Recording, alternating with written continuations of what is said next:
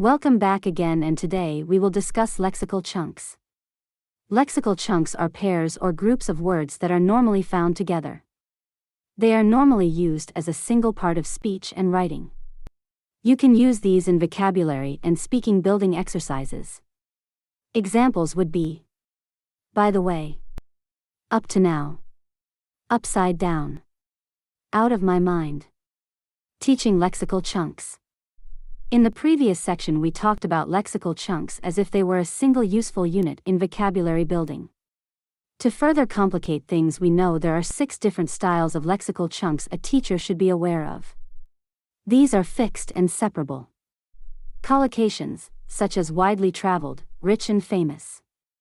Idioms, catchphrases and sayings, such as hell-bent, cold feet. Social formula, such as see you later. Have a nice day. Within these chunks we should be aware that most of them are fixed, meaning they cannot be reworded or don't allow any variation. These would be in this hand, older than the hills. Some are semi-fixed, meaning they can be reworded limitedly. Nice to see you can be rewritten as lovely to see you. Some word chunks are clear in their meanings. Older than the hills means someone is very old, while others have hidden meanings. Stool pigeon, for example, means a person who is a police informant.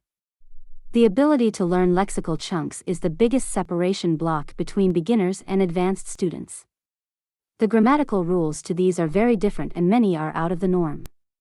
Learning the words in some would not translate well into other languages without knowing the meanings of the chunks. Most new courses provide idioms and lexical chunks to be included in the lesson plans. These are subliminally placed within the dialogues. The teacher must then explain what they mean to the students so they can better understand the meanings.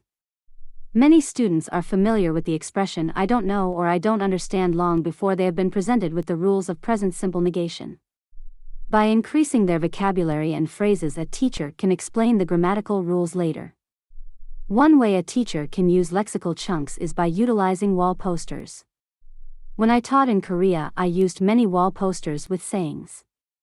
The students were not allowed to do anything until they said it correctly. Examples included: may I go to the bathroom?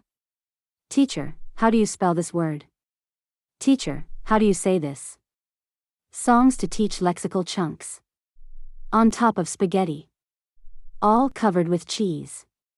When somebody sneezed. It rolled off the table. Then my poor meatball. And under a bush. Early next summer. It grew into a tree. As you can tell by reading this text that there are lexical chunks and the sentences are fixed. Their repetitiveness helps students remember the ways lexical chunks are formed and used.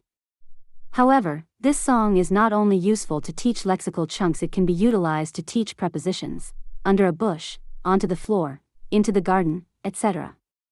Read words out loud and have the students write collocations or related expressions as they can. For example, say the word face. The students now have to write as many words as possible that are related to the face, such as nose, eyes, ears, etc. Fill in a collocation grid. The students can use a dictionary to find common words to go with each word. In preparation for writing and speaking activities, learners can spend time searching databases for useful collocations. Ask them to think of nouns and verbs they need. Make maps of collocations. Maps of high-frequency words can be very useful for students who have many meanings and uses. Have the students look up book titles, movie titles, and band names. Many of these titles have common collocations. Many, like Fatal Attraction, Desperate Measures, and Green Day, are typical examples. Single out words. Give a list to the students and have them pick out which word does not belong with the others. Earn. Money. Degree.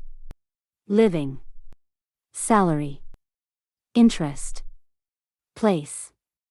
There are a limited amount of words that can be used in the above example. Spend more time in speaking and reading activities to ensure the student obtains the greatest amount of exposure. This is when the best learning will occur. To become a better teacher, you should always know the phrases and collocations yourself. Keep an eye on usefulness and be aware of overloading students. Introduce phrases in context, but drill them as short chunks. Be ready to answer students' questions. Reinforce and recycle the phrases as much as you can. Cutting Edge Intermediate Teacher's Book, Longman. Well, that is all the time we have for today. Thank you for watching, and I hope to see you next time.